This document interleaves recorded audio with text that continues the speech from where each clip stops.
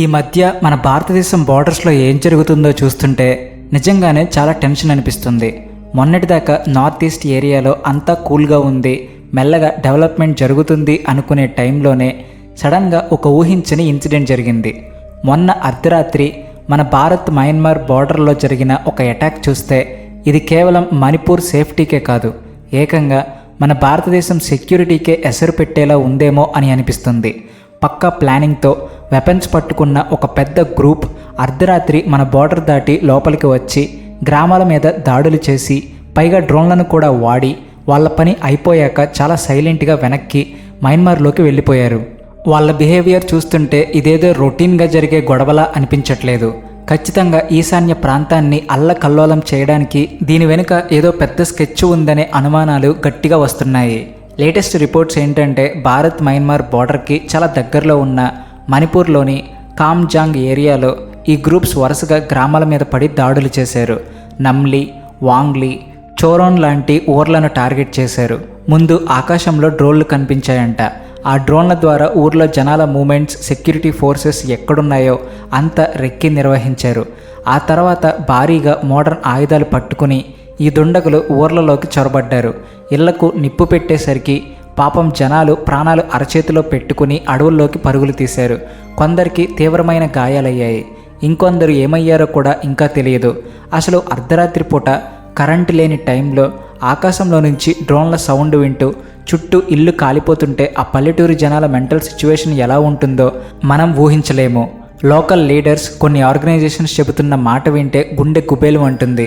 అసలు ఏం జరిగిందో తెలుసుకోబోయే ముందు చిన్న రిక్వెస్ట్, మీరు మా ఛానల్ సబ్స్క్రైబ్ చేసుకోకపోతే వెంటనే సబ్స్క్రైబ్ చేసుకుని కామెంట్ సెక్షన్లో జై హింద్ అని రాయండి. మయన్మార్ బేస్ చేసుకుని ఆపరేట్ చేస్తున్న కుకీ నేషనల్ ఆర్మీ, అలాగే ఇంకా కొన్ని టెర్రరిస్ట్ గ్రూపులు ఈ దాడి వెనుక ఉండి ఉండొచ్చని వాళ్ళు అంటున్నారు.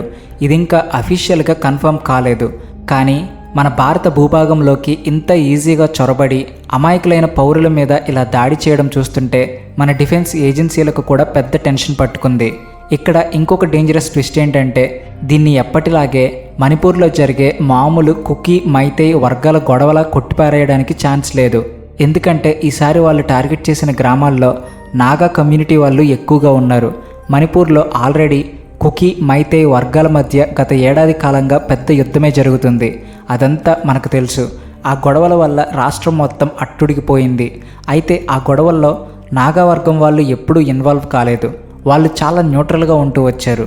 కానీ ఇప్పుడు టార్గెట్ చేసి మరీ నాగా గ్రామాల మీద అటాక్ చేశారంటే కావాలనే వివిధ వర్గాల మధ్య చిచ్చు పెట్టి గొడవలు మరింత పెంచాలని ఎవరో పెద్ద మాస్టర్ మైండ్స్ ట్రై చేస్తున్నారన్నమాట.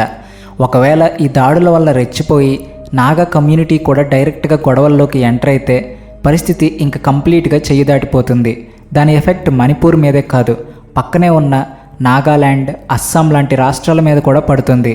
మొత్తం నార్త్ ఈస్ట్ ఏరియా కాలిపోవాలన్నదే ఈ అటాకర్స్ మెయిన్ టార్గెట్ లాగా కనిపిస్తుంది. ఎప్పటి నుంచో మన నార్త్ ఈస్ట్ ఏరియా ఇలాంటి చొరబాట్లతో, ఎక్స్ట్రీమిస్ట్ గ్రూపుల యాక్టివిటీస్తో నలిగిపోతూనే ఉంది. ఈ దాడి జరిగిన వెంటనే Assam rifles, local police force రంగంలోకి దిగాయి. జనాలను సేఫ్ ప్లేసుల్లోకి తరలించి ఆ ఏరియా మొత్తం జల్లెడ పడుతున్నారు. మణిపూర్ ముఖ్యమంత్రి కూడా ఇది చాలా సీరియస్ మ్యాటర్ అని, సిచ్యువేషన్ కంట్రోల్ చేయడానికి గట్టిగా ట్రై చేస్తున్నామని చెప్పారు. కానీ ఇదంతా చూస్తుంటే అసలు భారత్ మయన్మార్ బార్డర్ ఎంతవరకు సేఫ్ అన్న పెద్ద క్వశ్చన్ మార్క్ అందరి మైండ్లో మొదలవుతుంది. మన రెండు దేశాల మధ్య దాదాపు 1600 కిలోమీటర్ల బార్డర్ ఉంది. అందులో చాలా చోట్ల కంచె అనేదే లేదు. అంతా దట్టమైన అడవులు, పెద్ద పెద్ద కొండలు.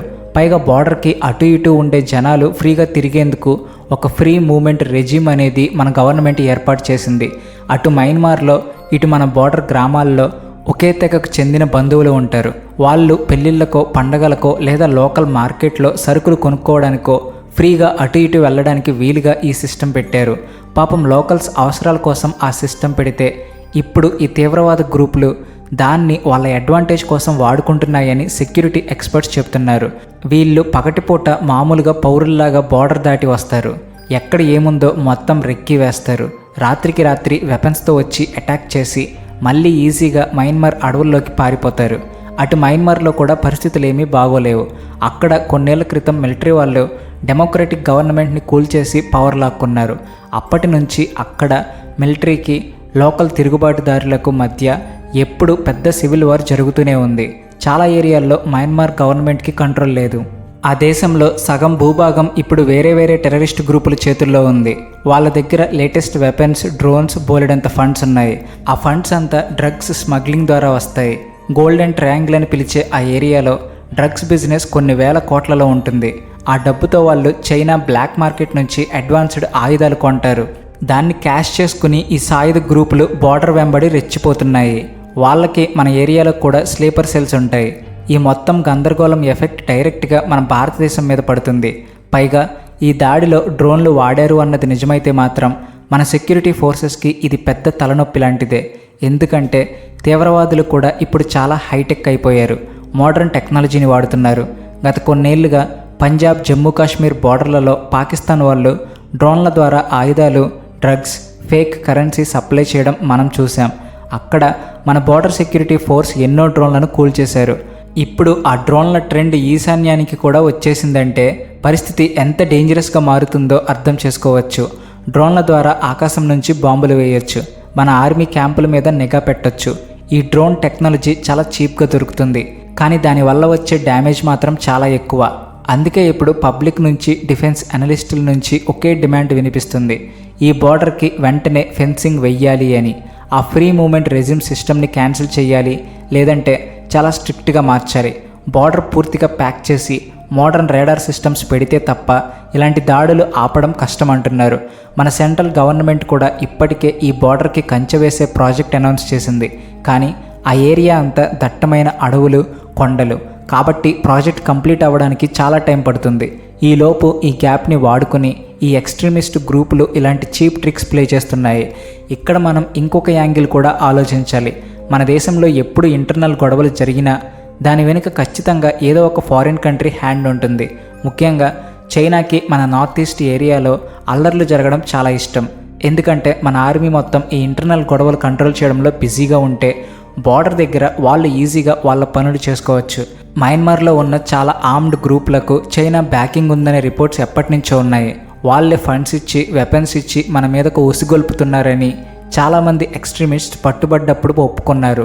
ఇప్పుడు ఈ డ్రోన్ల అటాక్ వెనుక కూడా ఇలాంటి ఫారిన్ ఏజెన్సీల స్కెచ్ ఉండే ఛాన్స్ 100% ఉంది.